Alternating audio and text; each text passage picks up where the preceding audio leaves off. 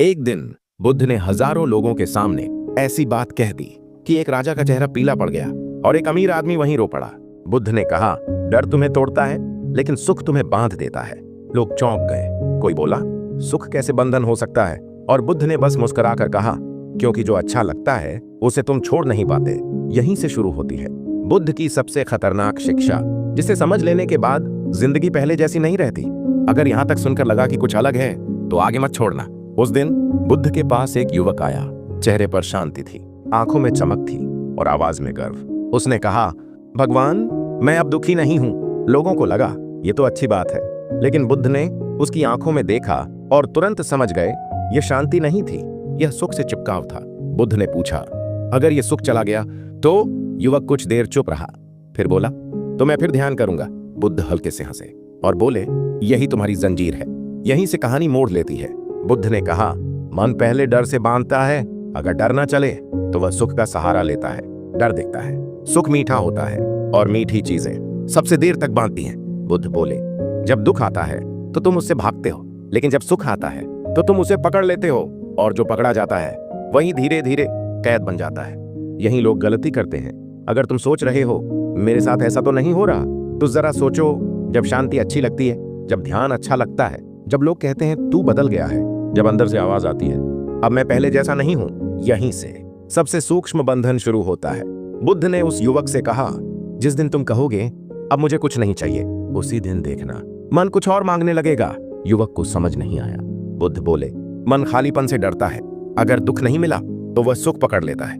और फिर बुद्ध ने एक ऐसा उदाहरण दिया जिसने सबको चुप कर दिया। बुद्ध बोले, अगर कोई तुम्हारी तारीफ करे और तुम्हें अच्छा लगे तो ध्यान देना, और अगर वही व्यक्ति कल तुम्हें नजरअंदाज करे और तुम्हें बुरा लगे तो समझ जाना तुम शांति में नहीं थे, तुम सुख में थे। पूरा सभा स्थल। बुद्ध ने अंत में कहा, डर से निकलना आसान है, सुख से निकलना बहुत कठिन। और फिर बुद्ध ने वो बात कही जो अगले भाग में पूरी तरह खुलेगी। लेकिन असली खतरा सुख भी नहीं है, असली खतरा है मैं ठीक हूं की भावना। युवक का चेहरा उतर गया और यहीं से अहंकार की कहानी शुरू होती है। खामोश हो गया। युवक अब भी बुद्ध के सामने बैठा था। उसका मन कह रहा था, मैं तो शांति खोजने आया था, ये अहंकार कहां से आ गया? बुद्ध उसकी आंखों में देख रहे थे, वो आंखें जो अब डर से नहीं बल्कि खुद पर भरोसे से चमक रही थीं। और बुद्ध जानते थे यही सबसे खतरनाक मोड़ है। बुद्ध बोले, जब तुम्हें शांति मिलती है तो तुम क्या सोचते हो? युवक बोला, मैं सोचता हूं अब मैं समझ गया हूं। बुद्ध मुस्कुराए और बोले, यहीं से पतन शुरू होता है। सभा में बैठे लोग चौंक गए। शांति पाने के बाद पतन, यह बात किसी को समझ नहीं आई। अगर तुम अभी भी सुन रहे हो तो यह हिस्सा तुम्हारे लिए है। बुद्ध ने कहा, जंगल में शांत होना आसान है, असली परीक्षा बाजार में होती है। फिर बुद्ध ने उस युवक से कहा, अब तुम यहां मत रहो, अपने गांव लौट जाओ। युवक घबरा गया, लेकिन यहां तो शांति है, बुद्ध बोले, और वहीं खतरा है। युवक नहीं समझा, लेकिन उसने आज्ञा मानी। गांव वहीं था, लोग वहीं थे, लेकिन अब युवक बदल चुका था। अब जब कोई क्रोध करता वह मन ही मन सोचता, ये लोग कितने अज्ञानी हैं। अब जब कोई डर दिखाता वह सोचता, मैं इनसे ऊपर हूं। वह चुप था, लेकिन भीतर एक दीवार खड़ी हो रही थी। और बुद्ध ने कहा था, जो खुद को ऊपर समझे वह गिरने ही वाला होता है। एक दिन गांव की सभा में किसी ने युवक पर आरोप लगा दिया, सबके सामने, बिना सोचे। युवक का शरीर शांत था, लेकिन मन उबल रहा था। मन बोला, मैं सही हूं, ये लोग गलत हैं। और उसी पल युवक कांप गया, क्योंकि उसने पहचान लिया, ये तो वही आवाज है जिसे बुद्ध ने अहंकार कहा था। युवक फिर बुद्ध के पास पहुंचा, बोला, शांति चली गई है। बुद्ध ने पूछा, या तुमने उसे खो दिया? फिर बुद्ध बोले, डर कहता है मैं कम हूं, अहंकार कहता है मैं ज्यादा हूं। दोनों में मैं है, और जहां मैं है वहां बंधन है। सभा में सन्नाटा था। बुद्ध बोले, डर मोटी जंजीर है, सुख रेशम की। अहंकार सबसे पतली डोर, वो दिखती नहीं लेकिन सबसे कसकर बांधती है। युवक की आंखें भर आईं। बुद्ध ने कहा, अब एक अभ्यास करो, अपमान हो तो भी देखो, प्रशंसा हो तो भी देखो, और दोनों में कोई फर्क मत करो। युवक बोला, ये असंभव है। बुद्ध बोले, जो असंभव लगता है वही मुक्ति का द्वार है। कुछ दिनों बाद एक ऐसा अपमान हुआ जिसने युवक को अंदर से तोड़ दिया। वह सब छोड़ने ही वाला था, और उसी पल बुद्ध ने कहा, अब तुम तैयार हो? युवक चौंक गया, तैयार किस लिए? और बुद्ध ने वो वाक्य कहा जो अगले भाग में पूरी तरह खुलेगा, जब तक तुम्हें कुछ साबित करना है तब तक तुम मुक्त नहीं हो। बुद्ध का वाक्य युवक के भीतर गूंज रहा था, अब तुम तैयार हो? युवक ने सोचा, तैयार किस लिए? मैं तो टूट गया हूं। लेकिन बुद्ध जानते थे यही वह अवस्था है जहां ज्यादातर लोग या तो पीछे लौट जाते हैं या सच में आगे बढ़ते हैं। बुद्ध ने कहा, अब तुम्हें ध्यान नहीं करना है। युवक चौंक गया। तो फिर क्या करूं? बुद्ध बोले, अब तुम्हें लोगों के बीच रहना है, ध्यान कक्ष में नहीं, जीवन में। युवक को लगा ये तो आसान है, लेकिन यही उसकी सबसे बड़ी भूल थी। अगले ही दिन युवक बाजार गया। भीड़, शोर, धोखा, लोभ। एक व्यापारी ने जानबूझकर उसे कम तौल दिया। पहले युवक का मन बोला, ये गलत है। फिर दूसरा विचार आया, मुझे क्रोध नहीं करना चाहिए, मैं जाग चुका हूं। और तीसरा विचार, मैं इससे ऊपर हूं। यहीं बुद्ध की चेतावनी सच हुई। ध्यान देना, यहीं ज्यादातर लोग फिसलते हैं। शाम को युवक बुद्ध के पास पहुंचा। बोला, मैं शांत रहा, मैंने कुछ कहा नहीं। बुद्ध ने पूछा, और भीतर क्या चल रहा था? युवक चुप हो गया। बुद्ध बोले, अगर बाहर चुप्पी है और भीतर श्रेष्ठता, तो ये शांति नहीं, छुपा हुआ अहंकार है। सभा में बैठे लोग सन्न रह गए।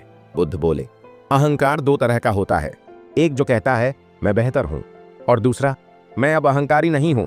दूसरा सबसे ज्यादा खतरनाक है। युवक के भीतर कुछ टूटने लगा।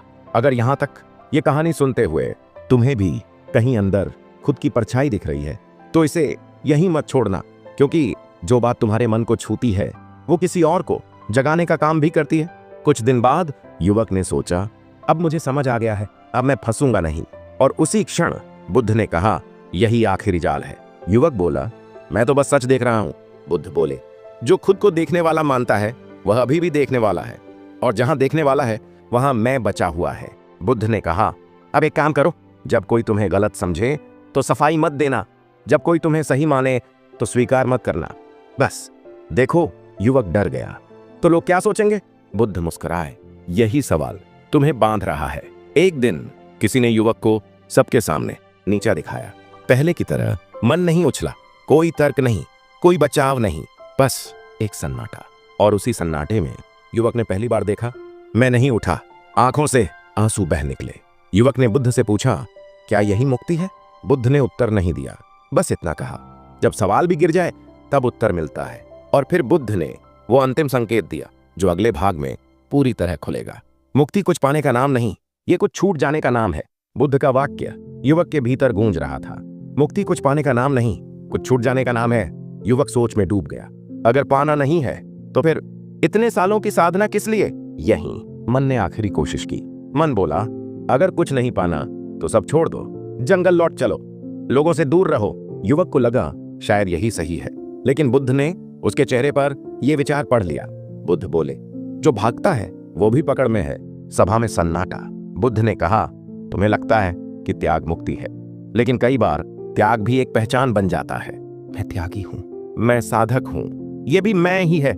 युवक के भीतर कुछ हिल गया। बुद्ध बोले, अगर तुम खुद को साधारण समझने लगो तो ध्यान देना, मन तुरंत कहेगा मैं साधारण नहीं हूं। यहीं से समझ लेना, अहंकार अब भी जीवित है। युवक को पहली बार अपने भीतर डर नहीं, शर्म महसूस हुई। बुद्ध ने आदेश दिया, अब कोई विशेष अभ्यास नहीं, ना ध्यान, ना मौन, ना तप, बस जीवन जैसा है वैसा जियो। युवक घबरा गया। इतना सरल? बुद्ध बोले, सत्य हमेशा सरल होता है। कुछ दिन बीते। युवक लकड़ी काट रहा था। कोई पहचान नहीं, कोई विशेषता नहीं। एक आदमी पास से गुजरा और बोला, तुम कौन हो? युवक रुक गया। पहले मन जवाब देता, मैं साधक हूं, मैं बुद्ध का शिष्य हूं, लेकिन इस बार कुछ नहीं उठा। वो मुस्कुराया और बोला, मैं अभी कुछ नहीं हूं। उस पल हवा अलग लगी। जब बुद्ध को यह बताया गया तो उन्होंने कुछ नहीं कहा, सिर्फ आंखें बंद की और धीरे से बोले, अब गिरना शुरू हुआ है। युवक ने महसूस किया, अब दुख नहीं है, अब सुख भी नहीं है, पर एक डर है, अगर मैं कुछ नहीं हूं तो फिर मैं हूं कौन? यही अंतिम द्वार था। यहां से आगे ज्यादातर लोग पीछे लौट जाते हैं। युवक ने कांपती आवाज में पूछा, अगर मैं कुछ नहीं हूं तो क्या मैं खो जाऊंगा? बुद्ध ने आंखें खोली और पहली बार सीधे उत्तर दिया, हाँ। युवक सन्न रह गया और बुद्ध ने कहा, लेकिन खोने वाला भी तुम ही हो। यहीं अंतिम भाग की तैयारी शुरू होती है। बुद्ध का उत्तर अब भी युवक के भीतर गूंज रहा था, हाँ, तुम खो जाओगे। युवक पूरी रात सो नहीं पाया। अगर मैं खो गया तो बचेगा क्या? ये वही सवाल था जो सदियों से हर खोजी के मन में उठा है। और यहीं मन आखिरी बार पूरी ताकत से खड़ा होता है। मन बोला, अगर सब चला गया तो जीवन का अर्थ क्या रहेगा? सही गलत कौन तय करेगा? प्यार कौन करेगा? दुख सुख कौन भोगेगा? युवक डर गया। उसे लगा शायद बुद्ध बहुत आगे ले जा रहे हैं। अगली सुबह युवक बुद्ध के पास पहुंचा। कांपती आवाज में पूछा, अगर मैं खो गया तो जिएगा कौन? बुद्ध ने जमीन से एक सूखा पत्ता उठाया, हाथ में घुमाया और पूछा, यह पत्ता गिरा है या धरती पर लौट आया है? युवक चुप। बुद्ध बोले, जो तुम खोना कह रहे हो वो कभी था ही नहीं। सभा में एक अजीब सी शांति फैल गई। बुद्ध ने कहा, तुम सोचते हो कोई मैं है जो सब अनुभव करता है, लेकिन अनुभव तो है अनुभव करने वाला एक विचार है, और विचार आते जाते रहते हैं। युवक की आंखें भर आईं। पहली बार उसे लगा शायद मैं सच में उतना ठोस नहीं हूं जितना मैं मानता था। बुद्ध ने कहा, अब एक काम करो, जब डर उठे तो उससे मत भागो, उससे पूछो तू किसे बचाने आया है। युवक ने अभ्यास किया, डर आया, लेकिन इस बार कोई भागा नहीं, और कुछ पल बाद डर खुद ही बैठ गया। अब जब कोई युवक को अपमानित करता, अंदर कोई प्रतिक्रिया नहीं उठती। जब कोई प्रशंसा करता, मन फूलता नहीं। सब हो रहा था, लेकिन भीतर कोई केंद्र नहीं बन रहा था। युवक घबरा गया। ये तो खालीपन है। बुद्ध मुस्कुराए, नहीं, ये जगह है। एक दिन युवक अकेला बैठा था, न ध्यान, न अभ्यास, न लक्ष्य, बस सांस। अचानक एक विचार उठा, मैं ठीक हूं, और उसी पल वो विचार भी गिर गया। उस पल कुछ खास नहीं हुआ, कोई रोशनी नहीं, कोई आवाज नहीं, लेकिन कुछ भी टकरा नहीं रहा था। युवक बुद्ध के पास गया, बोला, अब मुझे कुछ भी साबित नहीं करना पड़ता। बुद्ध ने सिर हिलाया और बोले, अब भी नहीं। युवक चौंका। बुद्ध बोले, क्योंकि जो ये कह रहा है उसे भी अभी गिरना है। युवक सन बुद्ध का वाक्य अब भी युवक के भीतर गूंज रहा था। जो ये कह रहा है मुझे कुछ साबित नहीं करना, उसे भी अभी गिरना है। युवक पहली बार पूरी तरह चुप हो गया। अब सवाल भी नहीं उठा, अब उत्तर की भूख भी नहीं रही, बस एक ठहराव। मन ने अंतिम कोशिश की, अगर कुछ नहीं बचा तो यह सब व्यर्थ तो नहीं। पहले की तरह युवक ने इस विचार से लड़ने की कोशिश नहीं की। उसने देखा, और पहली बार विचार बिना जवाब पाए खुद ही गिर गया। बुद्ध ने कहा, अब कोई अभ्यास नहीं, अब बस जो है उसे वैसा ही रहने दो, न पकड़ो न हटाओ। युवक ने कुछ नहीं पूछा, क्योंकि अब पूछने वाला भी ढीला पड़ चुका था। एक सुबह युवक पेड़ के नीचे बैठा था, न ध्यान, न साधना, न अपेक्षा। पंछी चहचहा रहे थे, हवा चल रही थी, और अचानक कोई केंद्र नहीं रहा, कोई मैं नहीं उठा जो बोले, मैं यह अनुभव कर रहा हूं। सब हो रहा था, लेकिन किसी के लिए नहीं। कोई खुशी नहीं आई, कोई आनंद नहीं फूटा, लेकिन कुछ भी अधूरा नहीं था। जब बुद्ध ने उस युवक को देखा तो कुछ नहीं पूछा, कुछ कहा भी नहीं, बस थोड़ी देर तक उसके पास बैठे रहे। फिर उठकर बोले, अब तुम कहीं नहीं हो। युवक ने सिर झुका दिया, न धन्यवाद न नम्रता, क्योंकि अब झुकने वाला भी कहीं नहीं था। सभा में लोगों ने पूछा, इसे क्या मिला? बुद्ध ने कहा, कुछ नहीं। लोग चौंके। बुद्ध बोले, और यही सबसे बड़ा वरदान है, क्योंकि जहां कुछ पाने वाला नहीं वहां खोने का डर भी नहीं।